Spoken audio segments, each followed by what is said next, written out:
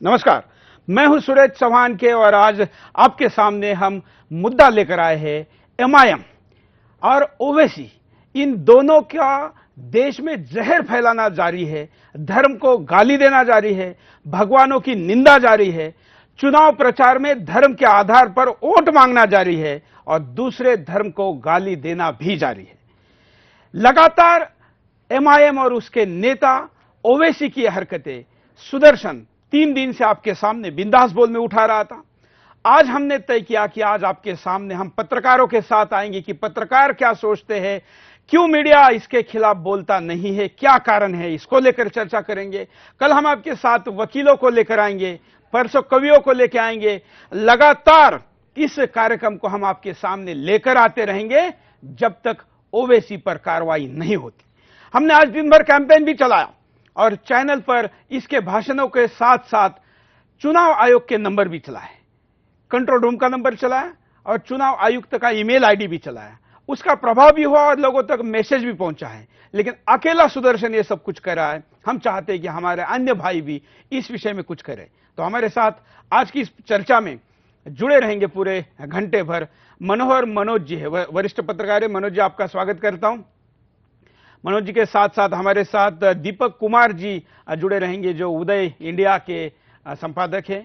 साथ साथ हमारे साथ अरविंद्र ठाकुर जी जुड़े रहेंगे सुदर्शन पर, इनको आप पहले भी देख चुके हैं। और भी एक पत्रकार हमारे साथ जुड़ेंगे, हमारे हैदराबाद के प्रतिनिधि जो है उनको भी हम लेंगे। बड़ी रोचक बात आपको बताएंगे, उनके मुंह से ही सुनते हैं। लेकिन पहले जरा मुद्दे को डिटेल में देखते हैं।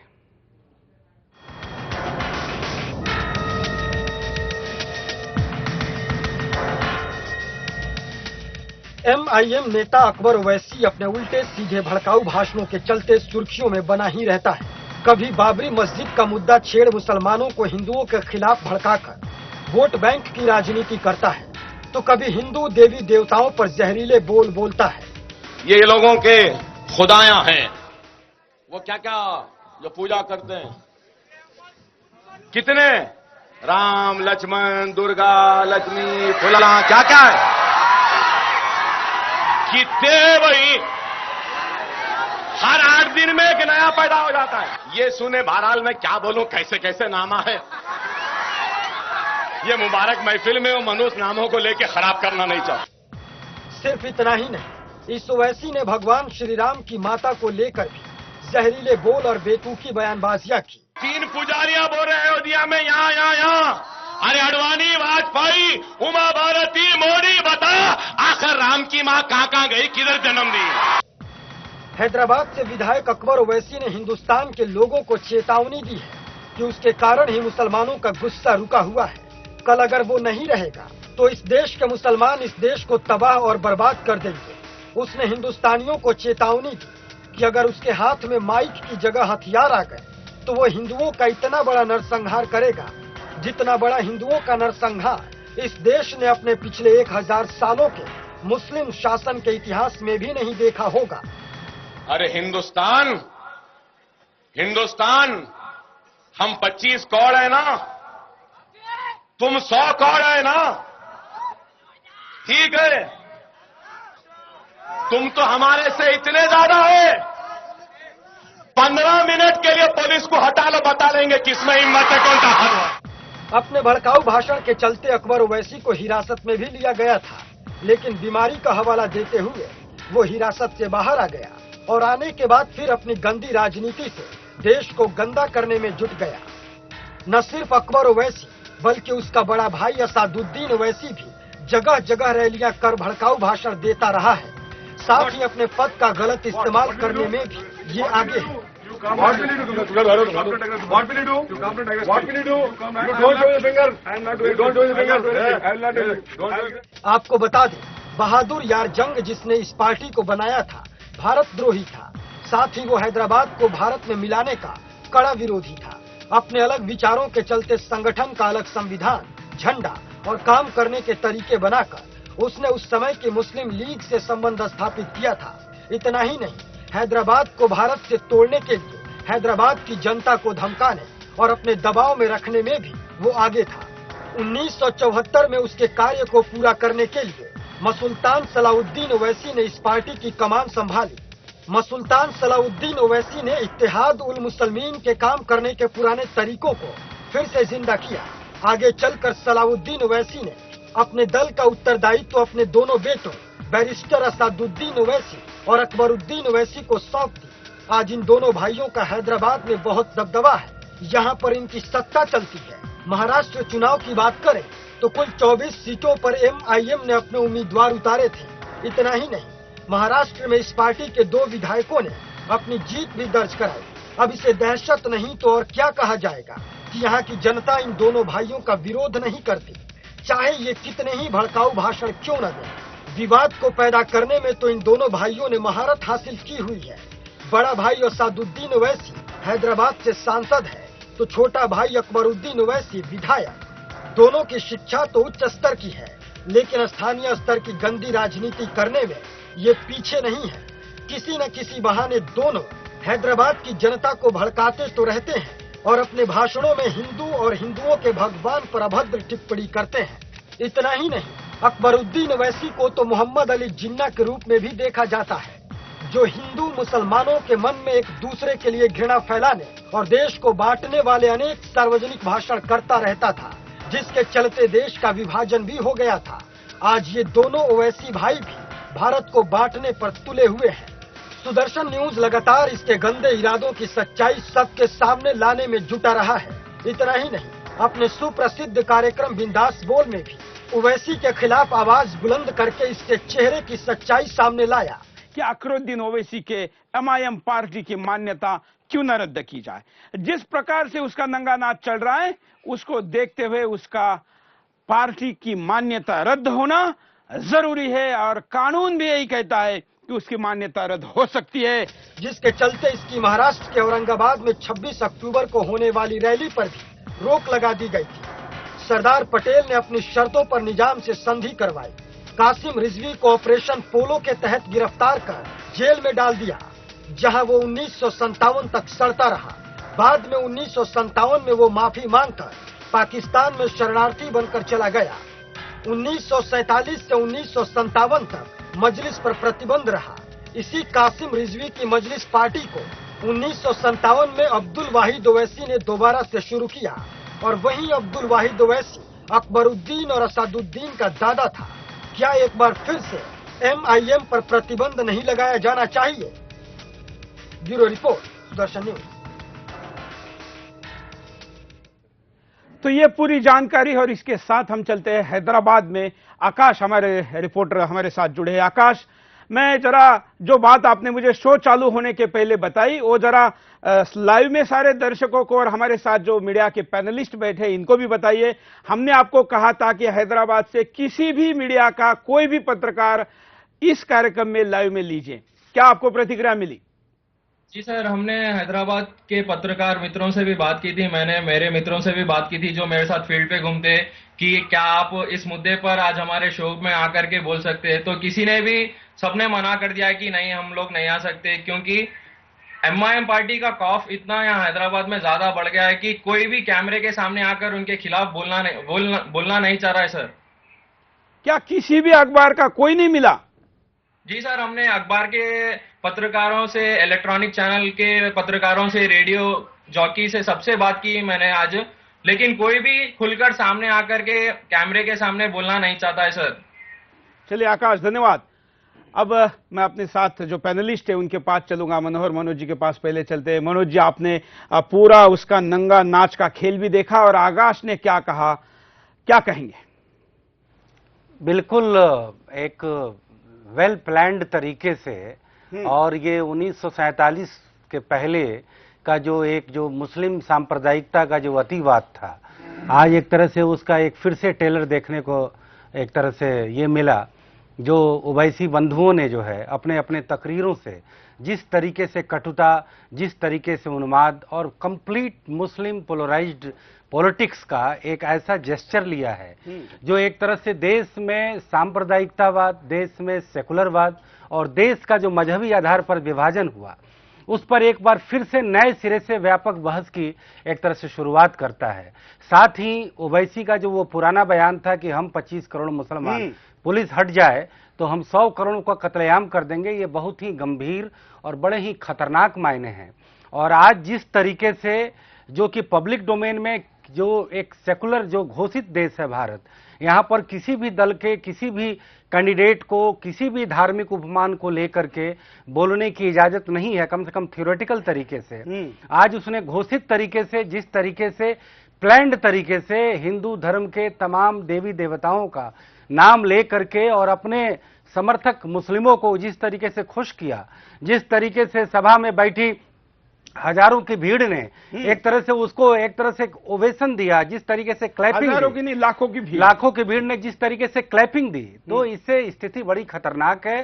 तात्कालिक तौर पे हमें यही लगता है कि वहां की राज्य सरकार या भारत सरकार का केंद्रीय गृह मंत्रालय फिर से उसे बिना कुछ सोचे रासुका के तहत तुरंत गिरफ्तार करे, बल्कि जो असली जो रिंग मास्टर जो उसका बड़ा भाई है, मैं समझता था कि वो अच्छा एजुकेटेड लंदन का पढ़ा हुआ आदमी है और एक बड़ी सोच है, लेकिन कुछ एक टेलीविजन चैनल के एक पॉपुलर शो में जब मैंने उन्हें सुना तो मैंने उन्हें देखा कि जिस तरीके से मुस्लिम परस्ती और बिल्कुल पिक करके एक एंगल से एक लॉजिक के साथ किसी चीज को डिफेंड करना, जबकि मैं मानता हूं कि हमारे हिंदू आधार पर भी राजनीति करने वाले कई सारी अतिवादी बातें करते हैं, कई लॉजिकल बातें करते हैं, लेकिन इन दोनों के निचोड़ का एक असर ये आता है कि भारत एक सेकुलर देश है और इस सेकुलर देश में किसी भी धार्मिक उपमान का सहारा लेकर के, किसी भी आइडेंटिटी पॉलिटिक्स के किसी भी इडियम को आप लेकर के अगर कोई भी पब्लिक डोमेन में आप बात करते हैं, राजनीति करते हैं, तो वो सरेआम जो है अपराध है, उस पर तुरंत कार्रवाई होनी चाहिए, irrespective of any party, ideology, religion and state. और इस आधार पर हर मजहब के लोगों के खिलाफ कार्रवाई की गई है भारत में। और इससे बड़ा हमने तो किसी भी मजहब के तरफ से इस तरीके का भड़काऊं, इस तरीके का उकसाऊं और इस तरीके का जहर और आतंक और खतरनाक स्टेटमेंट मैंने अभी तक नहीं सुना है। बिल्कुल। अवनिंदर जी, आप क्या कहेंगे? देखिए, आपने दो प्रश्न किए कि मीडिया इस पर क्यों चुप है, सिर्फ सुदर्शन चैनल ही इस आवाज को उठा रही है। बड़ा ये एक बहुत बड़ा गंभीर प्रश्न है। हमारे पत्रकार मित्र ने बहुत अच्छी बात कही कि ये आज़ादी के बाद ये पहली बार ऐसा देखने को मिल रहा है कि इस तरह की जो बेवकूफ़ी भरी बातें की जा रही हैं। देखिए, इस देश में कट्टरवाद का अब कोई जगह नहीं है, नंबर एक। चाहे वो इस तरह का मुस्लिम की ओर से होता हो या हिंदू की ओर से होता हो या किसी संप्रदाय विशेष की ओर से होता हो, ये अब मान करके चलना चाहिए कि यहां पर अतिवादी और कट्टरवादी लोगों का अब यहां कोई गुजारा नहीं है। लेकिन दोनों तरफ से अगर हम देखें तो इतनी भयानक बातें, जो बात इसने कही है, किसी ने भी नहीं कही है, ये बात तो आप मानेंगे? बिल्कुल बिल्कुल। मैं उसी मुद्दे पर, मैं आपके ही मुद्दे पर मैं आ रहा हूं। मैं मीडिया की भूमिका पर मैं सबसे पहले आ रहा हूं। अभी आपके जो हैदराबाद से रिपोर्टर थे वो ये कह रहे थे कि कोई भी प्रिंट मीडिया का या इलेक्ट्रॉनिक मीडिया का प्रतिनिधि जो है वो खुलकर वहां बोलने को तैयार नहीं है। ये बहुत दुखद है। ये मीडिया जगत के लिए बहुत ही शर्म की बात है कि अगर हम गलत को गलत कहना नहीं चाहते वो एक अलग बात है, लेकिन हिम्मत नहीं रखते, ये बहुत शर्मनाक बात है। बिल्कुल, ये बहुत शर्मनाक बात है। मैं आपको बधाई देना चाहता हूं कि आपने इस तरह का जो मुद्दा उठाया है।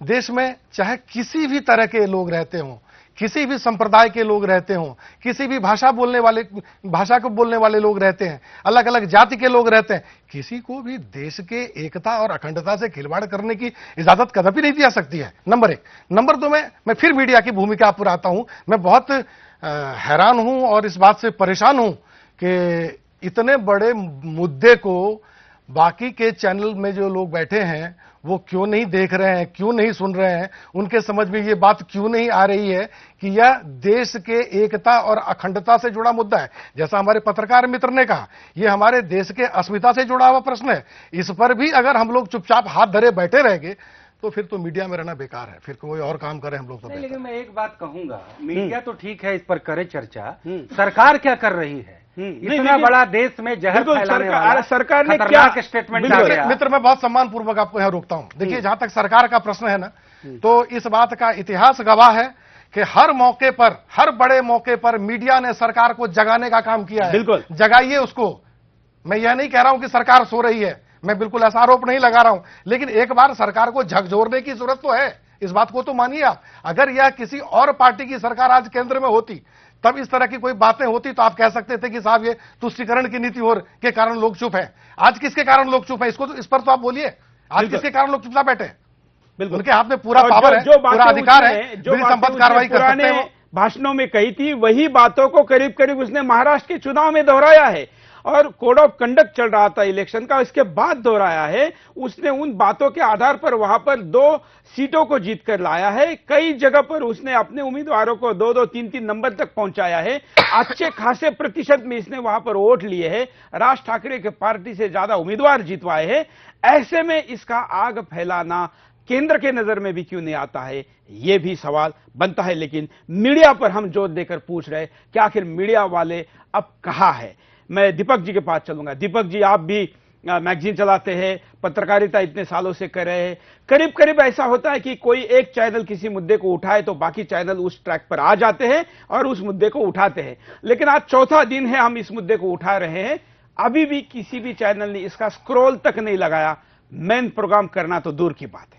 सुरेश जी, मैं सर्वप्रथम सुदर्शन चैनल को साधुवाद दूंगा। कम से कम एक इम्पोर्टेंट मुद्दा को आपने डिस्कशन किया, वो भी नेशनल लेवल पे डिस्कशन किया। और सही मायने में जिस आदमी को, जो आदमी अपने आप को इतना बड़ा हीरो समझ रहा है, वो असलियत में वो कोई हीरो नहीं है, वो सबसे बड़ा जीरो है। इस देश की संस्कृति, इस देश की शास्त्र, इस देश की जो कॉन्स्टिट्यूशन, इस देश की जो इतिहास, अगर इसको हम सब पढ़े तो इस देश इस तत्व को विश्वास नहीं करता है जिस तत्व को लेके ये आदमी आज आगे बढ़ रहा है। दूसरा, भारत एक ऐसा देश है जो वसुधैव कुटुंबकम, सारा विश्व को एक परिवार के रूप में मानता है। ये एक ऐसा देश है जहां पर केवल हिंदू ही नहीं, मुसलमान ही नहीं, हर तरह की विचार इस देश में रहता है। विविधता इस देश का एक मूल मंत्र है। सबको साथ लेकर चलना, सबको सम्मान देना और सबके साथ रहना, और सोसाइटी में एक सोशल हार्मनी पैदा करके इस देश पता नहीं 1000 सालों से रहा है। और इस देश इतना ही नहीं, विश्व का गुरु बनेगा आगे जाके, केवल इसी बात को लेके। इसीलिए मैं नहीं समझता हूं कि ये छोटा सा व्यक्ति इतना बड़ा देश को कोई इंपैक्ट फैला सकता है, मेरे को ऐसा नहीं लगता है। दूसरा बात, आज आपने कहा मीडिया क्यों किसको मानते हैं? आप इंपैक्ट किसको मानते हैं? नहीं, क्या आपके खिलाफ कोई गाली दे और आप कहे कि इस गाली से मेरा क्या नुकसान हो गया, क्या इंपैक्ट हो गया, ऐसा आप कह सकते हैं? नहीं, हमारा देश में हर नियम को कैसे हैंडल किया जाएगा इसके लिए हमारा शासन तंत्र है। हमारा तो उस शासन ने क्या किया मैं आपको बताता हूं। पहली बार थोड़ी है। उस शासन ने क्या किया मैं आपको बताता हूं। इसने जब ये भाषण किया, पिछले बार हमने 10 दिन कार्यक्रम चलाया, इसको लंदन से यहां पर आने के लिए मजबूर किया, अरेस्ट किया। उसके बाद इसको केवल 10,000 रुपए की जमानत पे छोड़ा गया। आरोप क्या है? देशद्रोह, देश के खिलाफ युद्ध भड़काना और देश के अंदर 2 समुदायों के बीच युद्ध जैसी स्थिति निर्माण करना, यह धारा इसके ऊपर लगाई गई। उसके बावजूद 10,000 रुपए के ऊपर इसको केवल जमानत दी गई। और विशेष बात बताता हूं, जमानत का आधार था, कोई बीमारी नहीं थी जो कि डॉक्टर के द्वारा या मेडिकल चेकअप के द्वारा बताई जा सकती है, ऐसी बीमारी नहीं थी। इसकी बीमारी भी ऐसी थी कि जो भारत के इतिहास में शायद कभी किसी को ऐसी बेल ना मिली हो।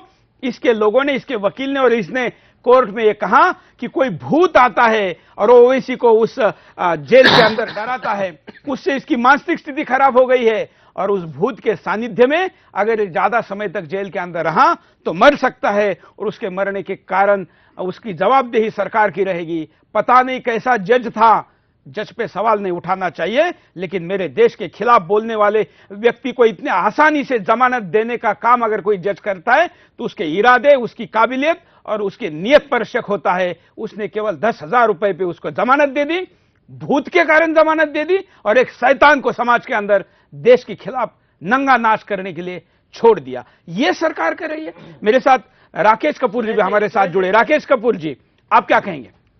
देखिए, आप मुझसे, मैं भाषण देने नहीं आया हूं चौहान जी। मैं सिर्फ एक बात, जो आप मुद्दा उठा रहे हैं वो पहले भी जो आपने पूरा बता दिया कि इतिहास के किस प्रकार से जमानत मिली ओवैसी के छोटे भाई को, और उस समय ये काफी चर्चा में बात आई थी। लेकिन आज की जो महाराष्ट्र के चुनाव में इन्होंने जो काम किया है वो निश्चित रूप से देशद्रोह का मामला बनता है।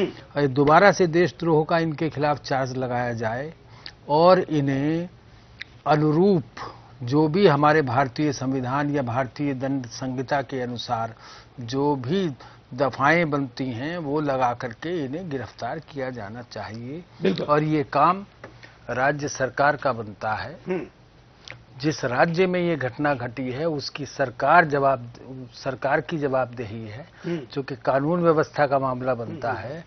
इसलिए ये काम जो है वो राज्य सरकार को करना होगा। बिल्कुल, राज्य सरकार का। लेकिन हम इसके साथ उस मुद्दे को उठा रहे हैं जिस पेशे से आप जुड़े। हम कह रहे हैं कि मीडिया भी इसको नहीं उठा रहा है। आप मीडिया के साथ इतने सालों से जुड़े वरिष्ठ पत्रकार है, इस पर आप क्या कहेंगे? देखिए, प्रश्न ये है कि यहाँ पे इस देश में हम जो धर्मनिरपेक्षता की जो परिभाषा करते चल रहे हैं, शुरू से जब से देश आजाद हुआ है तब से हमने ये मान लिया है कि ये भारतवर्ष जो है वो तभी धर्मनिरपेक्ष रह पाएगा जब ये तुष्टीकरण की नीति पर चलेगा।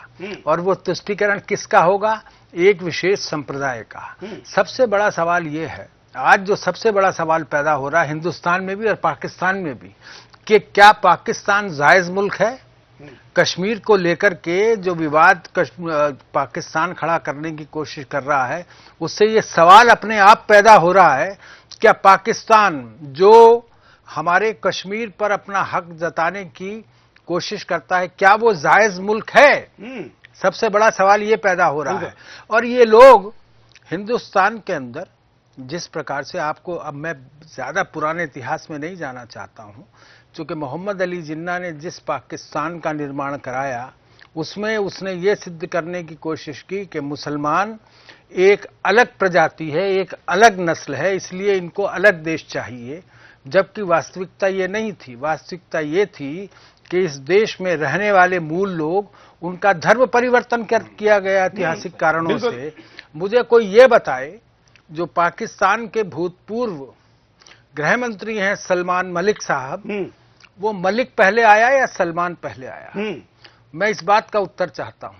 अपने आप स्वयं में मिल जाएगा कि हिंदुस्तान जो वीर सावरकर ने जो परिभाषा की थी, सिंधु पर्यंता, सिंधु पर्यंता, सिंधु नदी से लेकर के और समुद्र तक जितना भी क्षेत्र फैला हुआ है, उसमें जितने भी रहने वाले लोग हैं वे सब हिंदू हैं।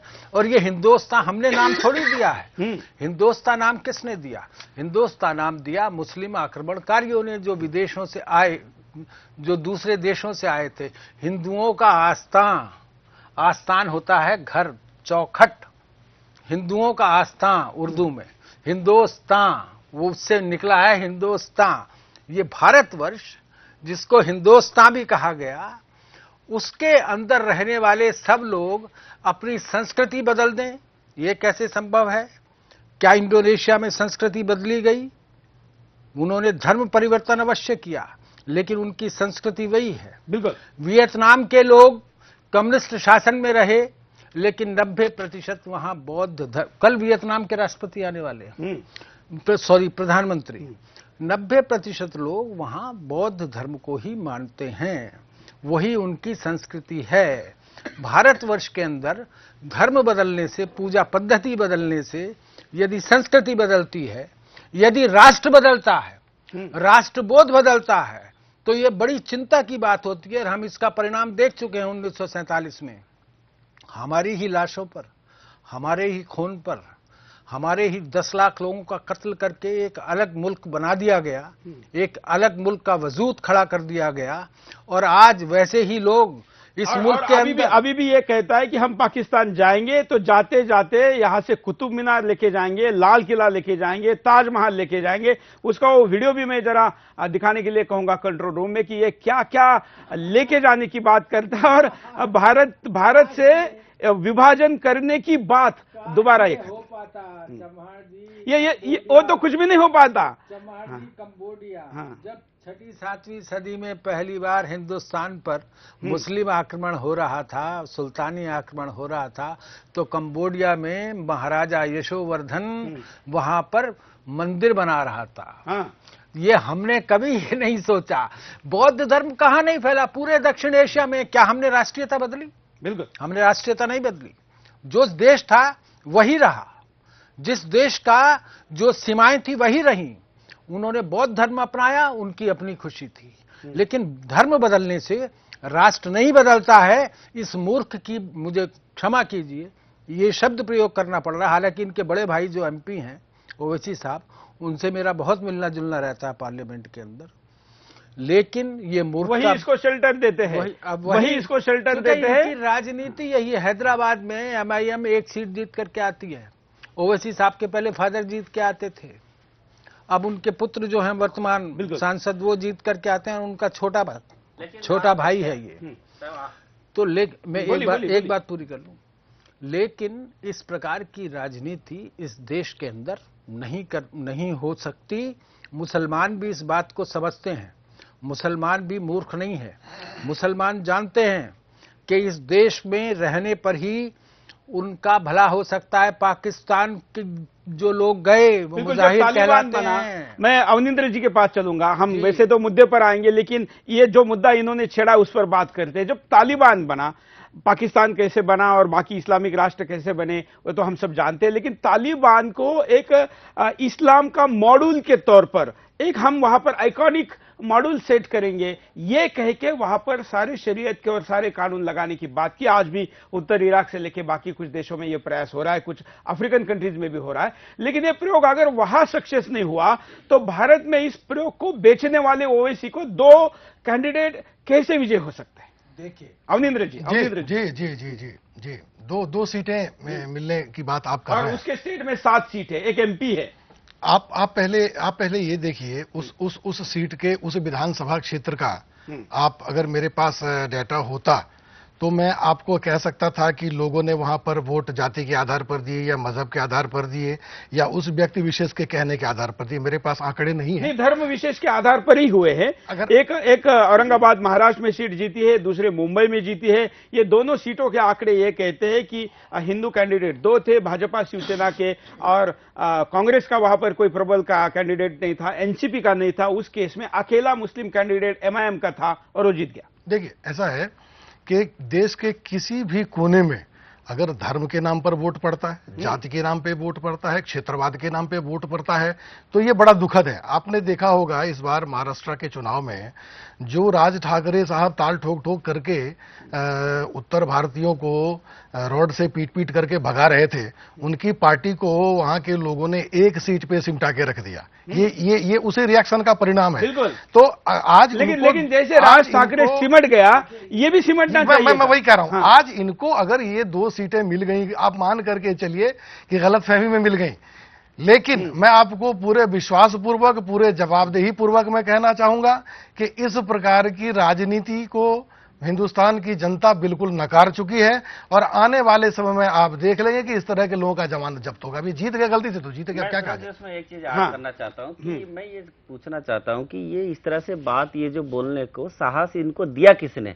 60 साल तक जितने सरकार आए, इन सारे सरकार, इन सारे सरकार, ये बात एक मिनट मेरे को बोलने दीजिए, 1 मिनट मेरे को बोलने दीजिए। 60 साल से जितने सरकार आए, एक पर्टिकुलर कम्युनिटी के लिए आप जो है उनकी गरीब बच्चे के लिए आप अलग प्रोग्राम बनाएंगे। एक हमारा देश के प्रधानमंत्री ने कह दिया कि इस देश की नेचुरल रिसोर्सेस के ऊपर इस देश के एक पर्टिकुलर कम्युनिटी का पहला अधिकार है। ये गलत बात है। एंड कोई भी बात होता है तो एक पर्टिकुलर कम्युनिटी को लेकर होता है। सरकार की, केंद्र सरकार की कोई भी स्कीम बनता है तो एक पर्टिकुलर कम्युनिटी को लेकर बनता है। आज अगर एक हिंदू संत को मार मार के रास्ते में पुलिस अगर पीट पीट के, शंकराचार्य के साथ जो घटना हुई है साउथ में, अगर ऐसा कोई इमाम के साथ हो, क्या ये इस देश में हो सकता है? बुखारी के ऊपर कितने नॉन अवेलेबल वारंट है। सरकार इसके लिए प्रोत्साहन नहीं दिया है। बिल्कुल। क्या 60 साल में मुसलमान के लिए नाम नहीं लेना चाहिए, I am sorry for that, but ये डायरेक्टली रिफ्लेक्ट हुआ है कि सरकार ने उनको प्रोत्साहन दिया। आज हैदराबाद को ये पहली बार हुआ क्या? और इस तरह से तत्वों को दमन करने के लिए हमारे पास अनेक एग्जाम्पल है। सरदार वल्लभ भाई पटेल ने उस समय में दिखाया था और अभी भी नया प्रधानमंत्री बने हैं, हो सकता है इस तरह से चीजों को को कैसे दबाया जाएगा वो उसका आगे रास्ता बिल्कुल, जरूर इसीलिए- करेंगे। इसीलिए और हमने मैं आपके आपको बता सामने दूं, मुद्दा, हाँ। ये राष्ट्र में इस तरह से तत्व कभी भी बढ़ नहीं पाएगा। पहले भी था, पहले भी लेकिन नहीं पहले बढ़ पाया भी था, बढ़ा, नहीं अभी बढ़ा। भी मैं- नहीं बढ़ पाएगा। नहीं दीपक देखिए, जी, बढ़ा ऐसा नहीं, मत नहीं। कहिए, बढ़ा और उसने अलग देश लिया, ये भी दूसरा जीना बन रहा है। देखिए, ये मत समझे, ये जब नासूर जब तेलंगाना की स्टेट बना तब इन लोगों ने कह दिया कि भाई यहाँ के लोगों ने वो मतदान करके पूछ दिया जाए, जम्मू कश्मीर का लोगों ने तय कर ले, ये उन्होंने तय किया था। महाराष्ट्र की इलेक्शन हुआ, उसके बाद जाके वहां पाकिस्तान की झंडा उतर, ये सब करने से ये कुछ नहीं होगा। इस देश में असीम शक्ति है, इस देश के पास देश बहुत पावरफुल है। हमारा जो सोसाइटी बहुत पुराना, क्या ये मीडिया, छोटे-छोटे बातों से दीपक कुछ नहीं हो जी जो सकता है। आप बोल रहे हैं ऐसा मानकर मीडिया नहीं लिख रहा है, ऐसा आपको लग रहा है? नहीं, मीडिया नहीं लिखने का कारण यह है कि कहीं ना कहीं पिछले कई सालों से media was controlled by certain powers. वो हो सकता है उसकी ओनर्स कौन थे, क्या थे, कि कौन लोग उसको चलाते थे, कौन लोग उसको चलाते थे। नाउ अभी भी क्यों नहीं दिखा रहा है? नहीं, देखिए, मैं थोड़ा बहुत सम्मानपूर्वक इंटरप्ट कर रहा हूं। हाँ। मैं अपने पत्रकार मित्र रथ साहब के इस बात से सहमत नहीं हूं कि कोई ऐसी तीसरी शक्ति आ गई और उसने पूरे मीडिया जगत को कंट्रोल कर लिया। नहीं, मैं ऐसा नहीं कहा। ऐसा संभव नहीं, मैंने नहीं है। ऐसा नहीं कहा। मैंने कहा जो अन्याय 60 साल से हुआ है और जो सरकार ने इस तरह से समाज को विभाजन करने वाला शक्ति को बढ़ाया है, उसको रोकने का हो सकता है वो सरकार पहल करे, मैंने वो बताया। दूसरा, और मीडिया क्यों नहीं उठा रहा है? नहीं, इसमें एक ऐसा बात नहीं है कि मीडिया नहीं उठाया है। आज अगर मीडिया नहीं उठाता तो आज हमको कैसे पता चला? ये स्टेटमेंट आप आज कैसे देख रहे ये हैं? सुदर्शन जितने दिखा रहा है। सुदर्शन कर रहा है इतना इस कंपेयर में दूसरा चैनल नहीं दिखा रहा है। ये जो स्टेटमेंट है ये भारत के किसी भी चैनल ने नहीं दिखाया है, इसको लेके बहस की होगी। सुरेश चौहान जी का मूल प्रश्न यह है मीडिया वालों से कि इस तरह की जो समाज में कुत्सित घटनाएं हो रही हैं, उसको एकमात्र सुदर्शन चैनल या आवाज उठा रहा है, बाकी मीडिया के लोग चुप क्यों हैं? नहीं, इसमें जो एक महत्वपूर्ण प्रश्न है जो इन्होंने उठाया अभी हमारे सहयोगी ने, वो ये उठाया कि क्यों सरकार की तरफ से इस देश के नागरिकों में भेदभाव किया जाता है। ये चलिए हम उस पे नहीं जाएंगे, ये नहीं, ये वो बात नहीं जाएंगे। हमको पूरा टारगेट हमारा ओवैसी पे जाना है। और राकेश जी, आपने जो बात थोड़ी देर पहले कही थी, कंट्रोल रूम आपको वीडियो दिखाना चाहता है कि ये पाकिस्तान जाने के लिए तैयार है, लेकिन जिना की तरह खाली हाथ नहीं जाना चाहता। जैसे जिना ने कहा कि हमारा यहाँ पर अधिकार है और हम उसको लेकर जाना चाहते हैं, ये भी वही बात बोल रहा है। जरा देखिए। हमको जाने की बात कहने वालों, खुदा ना खास्ता, 1000 मर्तबा खुदा ना खास्ता, पहले तो नहीं जाने वाले। हम गए तो खाली हाथ नहीं जाएंगे, ताज को भी ले जाएंगे, लाल किले को भी ले जाएंगे, कुतुब मीनार को भी ले जाएंगे। बचेगा क्या? अयोध्या की वो टूटी फुट्टी राम की मंदिर बचेगी, वो अजंता एलोरा की नंगी नंगी मूर्तियां बचेंगी, और क्या रहेगा? अरे हम मरते भी हैं तो इस जमीन में 2 गज जमीन लेकर दफन होते हैं, क्योंकि हमको इस मिट्टी से मोहब्बत है। तुम मरते हो तो जलकर फिजाओं में आवारा की तरह चले जाते हो। अब मैं कहूंगा मीडिया पैनल को कि अब आप बताइए, इसमें तो वो जलने वाले और हवा में फिजाओं में होने वाले हम सब हैं। सूरज जी, मैं एक मिनट निकाल लूंगा। देखिए, टाइम आ गया है कि हमारा ये देश के लिए हमारा ये बनता है कि हम जागरूक बने, समाज में ये जागरूक बने, सबको बताए, ये ऑटोमेटिकली ये चीजें ठीक हो जाएगा। ये नहीं कुछ कर सकता है ऐसा विभाजन ये कर सकता है क्या? आपकी इस बात से मंजूर मैं सहमत नहीं हूं कि ये कुछ नहीं कर सकता। ये बहुत कुछ कर रहा है। इस देश के युवाओं में, मुस्लिम युवाओं के मनों में ये जहर फैला रहा है। इसकी वीडियो क्लिप आज दुकानों में बिकती है। इस देश के किस नरेंद्र मोदी की भी कोई परचेस करने नहीं जाता है। इसकी वीडियो क्लिप दुकानों में, मोबाइल में डाउनलोड करने के लिए पैसे दिए जाते हैं। इस तरह से तत्वों के साथ लड़ने के लिए क्या हम नंगा नाच करना चाहिए? देखिए, या इसको मुझे ये जिस लगता है लेवल में फाइट करना चाहिए वैसे फाइट करना चाहिए। देखिए, जो भाषा ये समझता है उस भाषा में इसको समझाना चाहिए, बस। ये आपकी बात जो है महत्वपूर्ण बात है। मनोज जी, जो भाषा समझता है वो भाषा समझाई जानी चाहिए। और ये मूर्खों वाली बात है कि ताजमहल, अरे भाई नहीं, ये मूर्ख नहीं है, ये शातिर है। नहीं, ये मूर्ख नहीं है, ये मूर्खता की बातें नहीं कर रहा है। ये इस देश के अंदर आप देखिए ना, राजनीति देखिए इस देश की। इस देश में आज मुसलमानों की जो राहबरी के लिए, मुसलमानों का नेतृत्व देने के लिए ये जानबूझ करके ये राग छेड़ा जा रहा है। ये बात समझने वाली है। राजनीति में मुसलमानों को नेतृत्व देने के लिए ये राग जानबूझ करके कट्टरपंथी राग छेड़ा जा रहा है। लेकिन गालिब का एक शेर है, ये ऐसे होना संभव नहीं है कि मस्जिद के जेरे साया खराबात चाहिए। खराबात बोलते हैं शराब खाना। मस्जिद के जेरे साया खराबात चाहिए, भौं पास आंख किबलाए हजात चाहिए। किबला हजात एक इस्लाम में एक ऐसे फरिश्ता हैं जो मांगो मिल जाता है। तो ये वही बात कर रहा है कि मस्जिद के जेरे साया खराबात चाहिए, भौं पास आंख किबला हजात चाहिए, और आशिक हुए हैं आप भी एक और शख्स पर, आखिर सितम की कुछ तो मुकाफात चाहिए। जो जिन्ना कर गया है, दोजख में डाल पड़े हुए हैं 14 करोड़ मुसलमान। पाकिस्तान जिसका नाम है वो वाकई में कब्रिस्तान बना हुआ है। क्या हिंदुस्तान के मुसलमान, लेकिन सवाल ये है कि इसलिए मैं दीपक जी से सहमत जिस बात पे नहीं हूं, ये जब कहता है कि हम पाकिस्तान चले जाएंगे और जाते समय ये सारी चीजें लेके जाएंगे, तो वहां पर जो लाखों की भीड़ है वो भीड़ इसका समर्थन कर रही है। मनोज जी, इसका मतलब आप ये मानते नहीं कि वो लोग साथ जाने को तैयार हैं? वो जहालत मनोज जी, जहालत। हालांकि उसने ये तर्जुमा उसमें जोड़ा है कि हम तो जाएंगे नहीं, अगर जाएंगे तो देखिए ये सब एक तरह से काउंटर और एंटी काउंटर जो कॉम्युनल पॉलिटिक्स है, उस पॉलिटिक्स का ये एक तरह से एक्सट्रीम प्रदर्शन हो रहा है।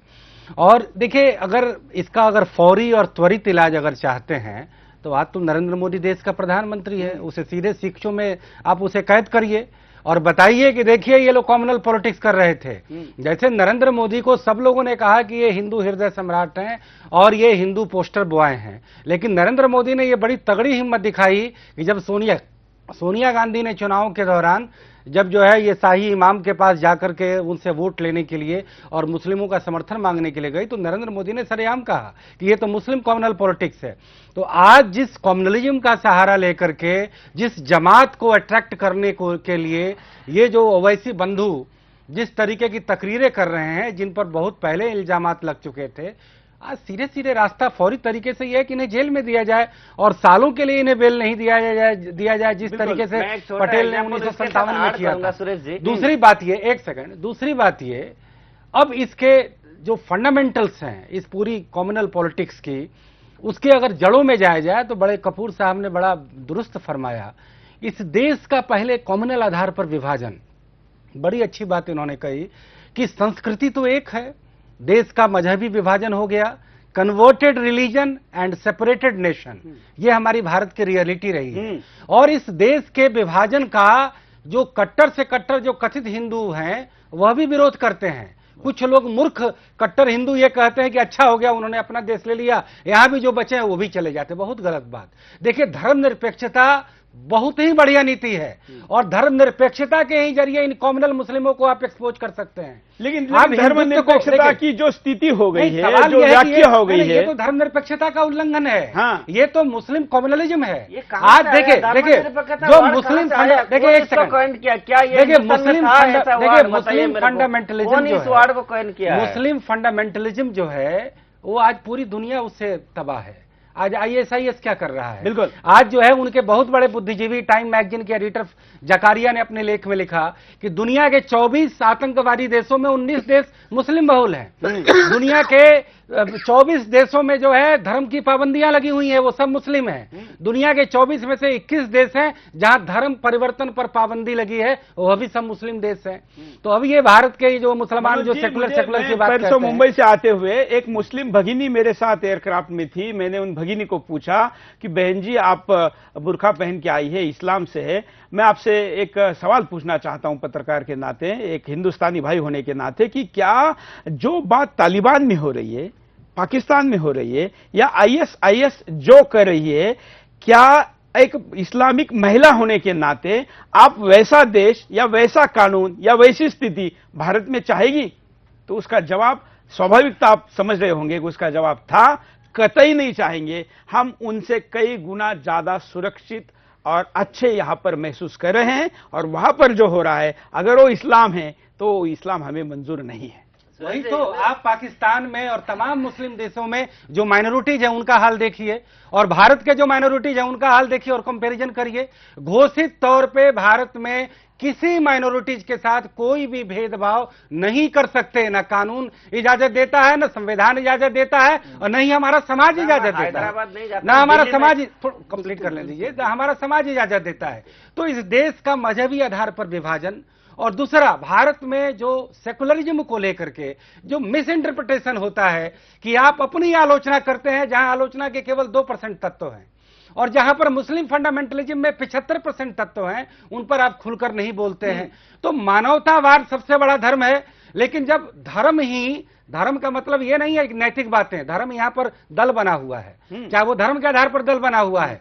तो 1500 साल पहले कोई अगर एक धर्म बनता है और वह जो एक पॉलिटिकल पार्टी और धर्म में कोई अंतर नहीं रह जाता है, कहीं ना कहीं आप उसको सुधारों की खिड़कियां में नहीं खोलते हैं। उस समय जब ये धर्म बना तो एक सामाजिक क्रांति थी, लेकिन 1500 सालों में ऐसा आतंक का माहौल है कि आप कभी भी सुधारों की बात नहीं कर सकते हैं। अगर इक्के दुक्के कुछ लोग जो है अगर सुधारों की बात करते हैं तो उन्हें भी डर लगता है। तस्लीमा नसरीन है, चाहे वो फरीद जकारिया है, इस तरीके के जो लोग अगर ये बातें करते हैं। भोपाल में बकरीद के मौके पर कुछ मुस्लिम भगिनियों ने पर्यावरण की बात की और कत्ल खाने जो चल रहे या जिस प्रकार का मांस बकरीद पर होता है वो ना करे, इसके लिए उन्होंने बस मूक प्रदर्शन किया, वो भी पूरा हिजाब पहन के इस्लाम का। तो उन भगिनियों को मुसलमानों ने ही जाके मारा। अब क्या कहेंगे, कहां से सुधार? अब ये तो तर्क देना चाहिए यहाँ के मुस्लिम प्रोग्रेसिव एलिमेंट को, जो प्रोग्रेसिव की बात कहते हैं, आज उन्हें जवाब देना चाहिए। देखिए, सेकुलरिज्म अगर आप चलेगा तो सबसे बड़ा सवालिया निशान लगेगा मुस्लिम पॉलिटिक्स पर। बिल्कुल, चलिए हम आपको कुछ विजुअल भी दिखाते हैं कि इस पूरे, मैं दीपक जी एक वीडियो आपको दिखा लेता हूं कि मीडिया भले चुप हो, लेकिन बड़े पैमाने पर सुदर्शन के इस कार्यक्रम को चलाने के बाद देश भर में कई जगह पर इसके खिलाफ प्रदर्शन हो रही है। उत्तर प्रदेश के धौलाना का ये विजुअल है, और भी कई जगह पर ऐसे हुए हैं। हम चर्चा के दौरान इसको दिखाते रहेंगे, साथ साथ में चर्चा करेंगे। बात दोबारा ट्रैक पर लाते हैं, अवनिंद्र जी के पास चलते हैं। अवनिंद्र जी, मीडिया चुप है लेकिन देश में इसकी प्रतिक्रिया उठना शुरू हो गया है। अवनिंद्र जी। देखिए, आपको ये समझना होगा, मैं तब से डिस्कस सुन रहा था आप लोगों का। मुझे एक बात ये समझ में नहीं आ रही है कि एक बहुत ही, मैं समझता हूं कि ये जो मामला है, ये एक व्यक्ति विशेष द्वारा किया गया एक बहुत ही नादानी बेवकूफी भरा। नहीं, आप नादानी मत कहिए, नादानी शब्द ठीक नहीं है। तो है ये भड़काऊ कह लीजिए, बेवकूफी कह लीजिए, शर्मनाक कह लीजिए, जो शब्द आपको उपयुक्त लगे आप लगा लें। नहीं, इन शब्दों से वो बचता है। नहीं, देखिए, गड़बड़ शब्दों में होती है। अरविंद जी, नहीं, आप नहीं बचाने रहे, हम क्यों बचाएंगे? आप तो राष्ट्रवादी पत्रकार है, इसलिए इस शो में बैठे। मेरा कहने का मतलब है कि कई बार हमारे से शब्द गलत चुन लिया जाता है, जिससे आदमी बचता है। ना ये नादान है, ना ये मूर्ख है, ना ये बचकाना है, ना इन्हें ऐसे ही किया है। इसने शातिरता के साथ जिना के फॉर्मूले को दोबारा रिपीट करने का फॉर्मूला चालू किया और उस फॉर्मूले पे लगातार 3 चुनावों में ये यश संपादन करा है। ये मैं कहना। देखिए, ऐसा है, अगर कोई मुंगेरी लाल का हसीन सपना देख रहा है तो आप उसको सपना देखने से नहीं रोक सकते। लेकिन जिना को भी यही कहा जा रहा था। नंबर 1 जी, भारत का विभाजन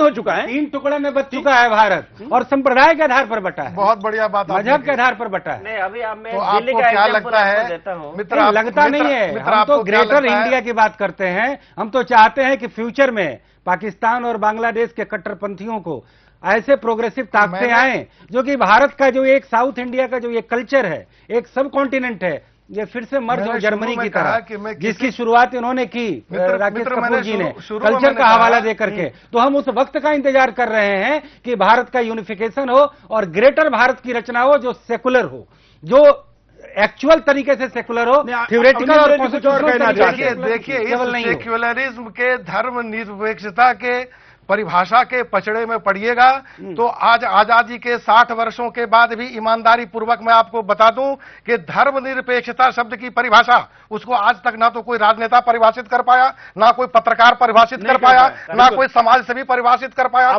इसीलिए एकमात्र धर्मनिरपेक्षता शब्द को लेकर के आप बहुत देर तक, बहुत दूर तक चिंतन मंथन और अवलोकन करते रहे और उसी में उलझ कर आप रह जाए, मैं इसमें विश्वास नहीं करता हूं। मैं आपसे सहमत हूं, बिल्कुल सही। मुख्य बात जो मैं कहना चाह रहा हूं, मैं किसी भी कट्टरवाद का विरोधी हूं, मैं किसी भी अतिवाद का विरोधी हूं।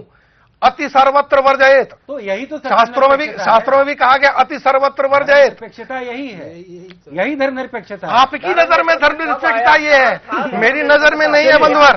चलिए हम कुछ और वीडियो इसका ये क्या कहता है शंकराचार्य के ऊपर, ये क्या कहता है नेता लोग शंकराचार्य के ऊपर करते हैं, तो ये एक तरह से संप्रदायवाद है। अगर होली मिलन का पार्टी करते हैं, इसीलिए सुन लीजिए क्यों, देखिए धर्मनिरपेक्षता बड़ा एक साइंटिफिक शब्द है। उसका कहना है कि किसी भी से दोस्ती न काहू से बैर, हम राजकाज कर रहे हैं, हम व्यक्तिगत तरीके से अपने घर में बुला करके आपका स्वागत करेंगे, लेकिन पोस्चरिंग नहीं करेंगे, पॉलिटिकल पोस्चरिंग। हम तुष्टीकरण जो आप जिसको कहते हैं, चाहे हिंदू तुष्टीकरण करें या आप मुस्लिम तुष्टीकरण करें या सिख तुष्टीकरण करें, धर्म के उपमानों के आधार पर किसी तरीके की राजनीति का विरोध धर्मनिरपेक्षता है। ये बड़ा ही विवाद रहित कॉन्सेप्ट है और इसको लेकर के कोई कंफ्यूजन नहीं है। दूसरा ये भारत में आइडेंटिटी पॉलिटिक्स जो हो रही है, क्योंकि भारत एक मल्टी कल्चरल कंट्री है, मल्टी लिंग्विस्टिक है, मल्टी किजिन कंट्री है, तो यहां पर तो आइडेंटिटी पॉलिटिक्स को कॉन्स्टिट्यूशन से आप डिसअलाउ करना चाहिए। जब देश का ऑलरेडी विभाजन हो चुका है, तो आपको ऐसे कोई भी एलिमेंट नहीं देने चाहिए कि लोग भाषा के आधार पर दल बना लें, प्रांत के आधार पर दल बना लें, जाति के आधार पर वोट रचना बनाए, संप्रदाय के आधार पर बनाए और कल्चर के आधार पर बनाए। आपके कॉन्स्टिट्यूशन में 100 छेद है, कई जगह तुष्टीकरण साफ झलकता है। आइडेंटिटी पॉलिटिक्स को बैन करना होगा, कॉन्स्टिट्यूशन बदल डालिए और सबको ट्रू सेकुलरिज्म फॉलो करना होगा, सब धर्म को, देश संविधान बदल डालिए। फिर देखिए बिल्कुल मैं अवधेंद्र जी आपसे ये कहूंगा, या हम सब लोग शायद इस बात से सहमत होंगे कि देश बचाना है या कॉन्स्टिट्यूशन बचाना है, तो देश बचना चाहिए। अगर देश बचना चाहिए तो कॉन्स्टिट्यूशन बदलना पड़ेगा। देखिए सुरेश जी, आपने तो वैसी बात कर दी, माँ प्यारी की मातृभूमि प्यारी, दोनों प्यारी। नहीं, माँ और मातृभूमि संवैधानिक उपचारों का अधिकार आपका मौलिक अधिकार है। कॉन्स्टिट्यूशन में 115 या 14 जो अमेंडमेंट हो चुके हैं, आपको आइडेंटिटी पॉलिटिक्स का उपबंध लाना होगा। अगर आइडेंटिटी पॉलिटिक्स पर बैन होता तो सेकंड में इनकी पार्टी बैन हो गई रहती। कहीं ना कहीं हम उसको लेवरेज देते हैं और सारी पार्टियां इसका यूज करती हैं, सारी पार्टियां यूज करती हैं, कास्ट के आधार पर, कम्युनिटी के आधार पर, लैंग्वेज के आधार पर, कल्चर के आधार पर। तो कहीं ना कहीं देश का फिर से यूनिफिकेशन, कहीं ना कहीं आइडेंटिटी पॉलिटिक्स को रिपेल करना और कहीं ना कहीं इस देश में जो है एक प्रोग्रेसिव, ट्रू सेकुलर और एक रिफॉर्मेटिव एजेंडा के साथ देश की राजनीति, समाज और पूरे सेटअप को चलाने की बात होनी चाहिए। मैं अभी मुजफ्फरनगर में दंगा हुआ था, आपने सुना होगा, मैं एक एग्जांपल दूंगा पत्रकार के नाते। मुजफ्फरनगर में जो दंगा हुआ, वहां पर हम जाके देखे, कई जो रिफ्यूजी कैंप था वहां पर कई मुस्लिम्स इससे बुरी हालत में थे, इतने बुरी हालत में थे। और हम लोग वहां जाके पूछा, बात किया, पुलिस से भी बात किया कि भाई असलियत क्या है। आप मानेंगे नहीं, पुलिस अफसर से लेके हर कोई कहा कि भाई साहब हमको पॉलिटिकल सरकार से फोन आया है, फलाना नेता का फोन आया है कि ये केस को बंद कर दीजिए, फलाना केस को बंद कर दीजिए। कोई असलियत में जाना नहीं चाहता है। दिल्ली की एक ऐसा इमाम आज भी घूम रहे हैं, आप देखिए, जिसके नाम पे नॉन अवेलेबल वारंट है, लेकिन जब भी डेट आता है कोर्ट में, वहां पर जाके पुलिस कहता है कि अगर हम उसको अरेस्ट करेंगे तो लॉ एंड ऑर्डर की प्रॉब्लम हो जाएगा। तो ये कौन सा वैसे कौन सा एक है, हजारों तत्व ऐसे इस देश में। और मैं कह रहा हूं जड़ में जाइए ना, इस तरह से तत्व को कौन बढ़ावा दे रहा है? ये हमारा पॉलिटिकल पावर जो गवर्नमेंट है, जो पॉलिटिकल वही इसको भ्रष्ट कर रहे हैं। जब तक आपके देश में दो तरह का कानून होगा, ये सब चलता रहेगा, इसको मान के चले। अभी हम आपको एक और वीडियो दिखाते हैं, जिस वीडियो में ये ना केवल राजनीति की बात करता है, ना केवल धर्म के आधार पर वोट मांगता है, बल्कि अब हिंदुओं का शंकराचार्य बदला जा, ये अपने राजनीतिक मंच से चुनाव के दौरान कहता है। देखिए, हिंदुस्तान की सबसे बड़ी मंदिर, जहां के प्रमुख शंकराचार्य होते हैं, उन आचार्यों को हटाओ, उन आचार्यों को हटाओ, उन आचार्यों को हटाओ। मतलब शंकराचार्य को हटाने की बात करने का अधिकार इसके धर्म का ये नेता भी अगर माना जाए तो भी इसको किसने दिया? और फिर भी अगर ये बात अगर कोई किसी और ने कही होती, किसी दूसरे धर्म के व्यक्ति ने कही होती, तो मीडिया वाले 2-4 दिनों तक उसको ब्रेकिंग न्यूज चलाकर और न जाने क्या क्या करके दिखाए होते। इस पर क्यों नहीं बोलते? शंकराचार्य को हटाना नहीं हटाना वो तो ना ये देश की कोर्ट तय कर सकता है, ना हमारा प्रधानमंत्री भी ये करना चाह रहा है ना, नहीं कर सकते हैं। हाँ? देखिए देखिए अभी ओडिशा में जब पुरी का रथ यात्रा चल रहा था, ओडिशा सरकार के साथ कुछ कॉन्फ्लिक्ट हुआ, तो ओडिशा हाईकोर्ट ने अपना जजमेंट में कहा था कि धार्मिक विषयों में पुरी की शंकराचार्य जो बात कहेंगे that will be the final verdict.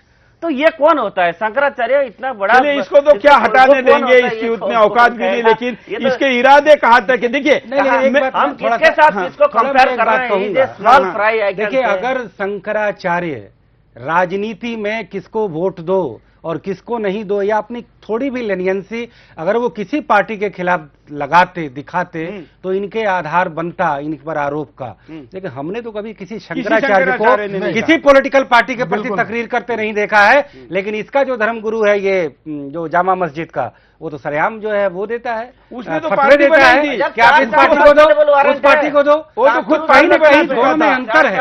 हमें इसके बताना होगा। देखिए हमें कोई आग्रह नहीं है हिंदू ईडीएम के प्रति, लेकिन देश और राजकाज की जब बात होगी तो दूध का दूध और पानी का पानी बात कहना होगा, क्योंकि इस देश का मजहब के आधार पर विभाजन हुआ है। ऐसे ऐसे एलिमेंट की जगह केवल जेल होनी चाहिए और कोई नहीं होनी चाहिए। बिल्कुल। देखिए हाँ। चव्हाण जी, धर्मनिरपेक्षता की बात मनोज जी कर रहे हैं। नहीं, हम धर्मनिरपेक्षता मुद्दा छोड़ देते हैं। नहीं, मुद्दा नहीं छोड़ रहा, वो इससे बना हुआ है। हाँ। हम इसलिए धर्मनिरपेक्ष हैं, आज भी चूंकि हम हिंदू बहुल देश हैं।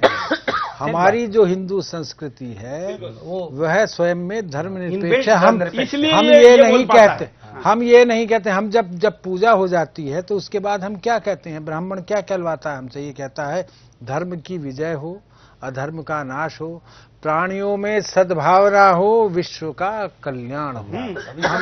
हम ये बात कहते हैं। इससे बड़ा मैनिफेस्टो किसी ना पॉलिटिकल पार्टी का हो सकता है, ना किसी धर्म या संस्कृति का हो सकता है। तो हमारी जो जड़ें हैं, अभी जो बात हो रही थी, बात सिर्फ इतनी सी है कि इस मुल्क में हिंदू भी रहते हैं, मुसलमान भी रहते हैं, सिख भी रहते हैं, ईसाई भी रहते हैं।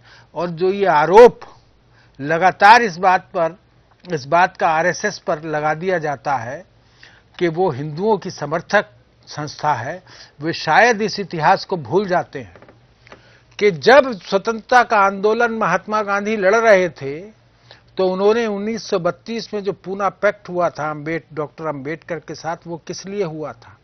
वो हिंदुओं के एकीकरण के लिए हुआ था, हिंदुओं की एकता के लिए हुआ था। परोक्ष रूप से नहीं बल्कि समानांतर रूप से हिंदुओं का एक संगठन इस देश को एकत्र रखने के लिए हिंदुओं की एकात्म शक्ति को जगाने की कोशिश कर रहा था। वरना ये देश सिक्किस्तान बटा होता, जाटिस्तान बटा होता, गुजरिस्तान बटा होता, और जाना कितने कितने स्थान होते। हम एक जिन्ना को नहीं संभाल पाए और हमने पाकिस्तान बना दिया।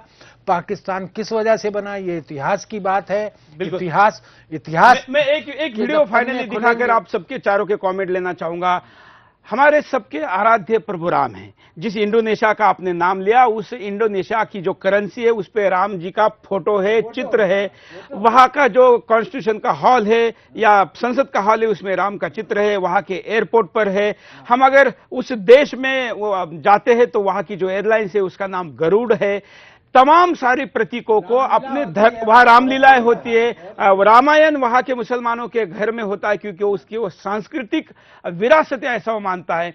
ये नहीं मानता। उसी राम के बारे में ये कितने गंदे शब्द कहता है। मैं वो शब्दों को दोहरा कर दिखाने के लिए नहीं, बल्कि इसकी नीयत और ये कितना गिरा हुआ है दिखाने के लिए आपको दिखाता हूं कि क्या बोलता है।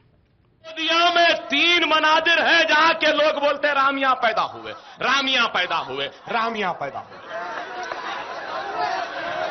और फिर हरियाणा में कौशल्यापुरम है, वहां के लोग बोलते हैं कि हिंदुस्तान में हिंदुस्तानी तहजीब है, रिवायत है कि एक औरत अपने पहले बच्चे को जन्म देने से पहले मैके को जाती है और मैके में जन्म देती है। हमारे पास भी अरे पहला बच्चा है, आ जाओ बोल के घर में बुलाते है भाई, है एक हिंदुस्तानी तहजीब है, हिंदुस्तानी तहजीब है। इसी तरीके से हरियाणा कौशल्यापुरम के लोग बोलते हैं कि कौशल्या वहां की थी। कौन कौशल्या? राम की मां, दशरथ की बीवी। और वहां के लोग बोलते कि कौशल्या हिंदू तहजीब के हिसाब से मैके को आई थी हरियाणा को कौशल्यापुरम में, और राम वहां पैदा हुए। 3 पुजारियां बोल रहे हैं अयोध्या में, यहां। अरे अडवाणी, वाजपेयी, उमा भारती, मोदी, बता आखिर राम की मां कहां गई, किधर जन्म दी? इतने आप शब्द। मैं 5-5 सेकंड में आखिर में कमेंट चाहूंगा, चारों के पास आऊंगा। पहले राकेश जी। ये इट इज टू मच, ये सिर्फ मैं मतलब शब्दों का अभाव है। ये कहा जाए ये it is a perverted man, ये क्या ये एक दुष्ट आत्मा इसके अंदर प्रवेश कर गई है, जो इसको इतना नहीं पता है कि अगर ये राजनीति करना चाहता है तो लोग इसको जहां खड़ा होगा वहां इसका क्या हाल कर सकते हैं, ये शायद इसको अभी इस बात का कयास नहीं है। इस बात का कयास नहीं है कि अगर ये आदमी हिंदुस्तान की सड़कों पर निकल गया तो इसका क्या हाल से बेहाल हो जाएगा। बेहतर हो पत्रकारों का शब्द आप सुन रहे हैं कि आखिर पत्रकार हो कि इसको जेल की सीखों में बंद किया जाए। देखिए, इंडियन पॉलिटिक्स में एडवेंचरिज्म जो बयानों का है उसकी बहुत पुरानी विरासत है, लेकिन मुझे लगता है इन ओवैसी बंधुओं ने सारी हदों को पार कर दी है। ऐसे वक्त में जबकि मुस्लिम फंडामेंटलिज्म पूरी दुनिया में सवालों के घेरे में है, और उन प्रतिमानों को उठाना, ठीक है मैं मिथक मानता हूं हिंदू के तमाम चीजों को, लेकिन आपने उठा करके उकसाने का पूरा माहौल तैयार किया है। और ये हर हाल में धर्मनिरपेक्ष राजनीति और एकता, हाँ ठीक बात है, एकता और अखंडता को लेकर के सीधे चुनौती देने वाला बयान है। हम उनमें नहीं जाएंगे कि कौन सच थे कौन क्या थे, लेकिन धर्म के तत्व को लाकर के इसने पूरे देश में आग लगाने की साजिश की है। अब इसका दूसरा ऑप्शन कुछ नहीं है सिवाय जेल के। मैं एक ही वाक्य में कहूंगा, हमारा हिंदुस्तान में राम से बड़ा राम नाम है। जो धरती पे कितना भी बड़ा पाप करता है वो राम नाम लेके उसको मोक्ष प्राप्त हो जाता है। और उस व्यक्ति को मर्यादा पुरुषोत्तम भगवान रामचंद्र के बारे में सारे अमर्यादित भाषा का उपयोग हो रहा है। अवरिंदर जी, तो उसके लिए एक लाइन में कमेंट। मेरे मित्र ने कहा कोई भाषा नहीं है उसके लिए। सुरेश जी ने कहा एक लाइन में कमेंट, इस पर क्या कमेंट करूं। हे ईश्वर, उन्हें माफ कर देना, वो नहीं जानते कि वो क्या कर रहे हैं, बस। चलिए, आप तो ईश्वर से माफी मांग रहे हैं, मैं नहीं मांग सकता। मैं ऐसे व्यक्ति को सजा देने की मांग करूंगा और ईश्वर को इसके लिए मुझे शक्ति मांगूंगा। सरकार अपना काम करे ना, वो अगर करती तो आपको मुझे मिलकर ये कार्यक्रम करने की जरूरत नहीं पड़ती। हम में जितनी ताकत है उतनी हम लगाएंगे, वो पत्रकारिता के संवैधानिक तरीके से उसको किसी भी स्थिति में उसको उसकी सजा, औकात और सब कुछ दिखाएंगे। बिंदास बोल और लगातार बाकी सारे कार्यक्रमों में हम आपके सामने इस मुद्दे को लेकर आए हैं। इसको जेल जाने तक या इसके पार्टी पर कार्रवाई होने तक हम लगातार रोज इसके विषय में कुछ ना कुछ सामने लेकर आएंगे। समाज के अन्य अन्य हिस्सों को लेकर आएंगे। आज पत्रकार हमारे साथ थे, कल वकील रहेंगे, परसों कवि रहेंगे। उसके बाद इस देश के पूर्व सैनिकों को हम आपके सामने लाएंगे, साधु संतों को लाएंगे, मुस्लिम इंटेलेक्चुअल को लाएंगे, लेकिन तब तक जारी रखेंगे जब तक इसके ऊपर कार्रवाई नहीं होती। आज के लिए इतना ही। सारे अतिथियों का मैं आभारी हूं, आपने समय निकाला और यहां पर आए। इस कार्यक्रम को यूट्यूब पर देख सकते हैं। हमारा यूट्यूब चैनल है सुदर्शन न्यूज नाम से, और हमारा फेसबुक और सोशल मीडिया की सारी आइडेंटिटी है सुदर्शन न्यूज। आज के लिए इतना ही। जय हिंद।